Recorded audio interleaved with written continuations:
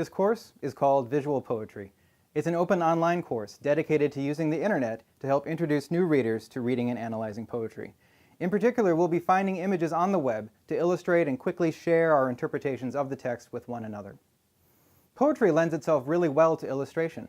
Ever since they were first written down, with words surrounded by lots of white space, poems have been aware of the fact that we're looking at them. Some poems, like George Herbert's Easter Wings, for example, take on the form of some emblem for their subject matter, in this case a bird. Others, like Guillaume Apollinaire's Il Pleut, make the shape of the words on the page into a guide for how to read and respond to those words. In this case, as your eyes travel down the lines, the words become like the raindrops the poem describes. But even if the poem isn't explicitly visual, every poem sets up a dialogue between its form and its content. They are all inherently multimodal, and they offer a variety of ways of commenting on the words they carry. Anyone who has ever seen a music video, the kind they used to play on MTV when MTV still played music videos, has had a taste of a visual backdrop to the interplay between words and music. Poems traffic in visual imagery. This makes them uniquely available to be illustrated with images that we either make ourselves or that we find on the open web.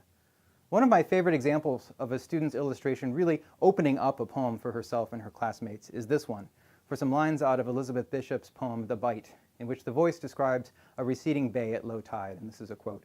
"Pelicans crash into this peculiar gas unnecessarily hard, it seems to me, like pickaxes rarely coming up with anything to show for it," unquote. My student found the image with a quick Google search, and indeed most of your time will not be spent scouring the web for images, but in selecting from the wealth of too many images the internet holds to match the impression that you wish to convey. In terms of the day-to-day life of a student in this course, most of our business will be conducted through this WordPress site. My aim is to have students build a learning community around two types of online participation. One, Twitter, for approximating short responses to each other and sharing pictures that aptly convey the images that poetry suggests to each of us. And two, through individual blogs aggregated through a NetVibes page to allow us to write out, to test, and share our visual assessments of poems at greater length. We will talk about, illustrate, role play, mark up, read aloud, and build digital versions of short lyric poems through these two platforms.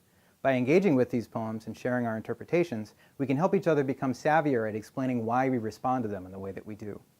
Thank you very much. I can't wait to share my passion about poetry with each of you.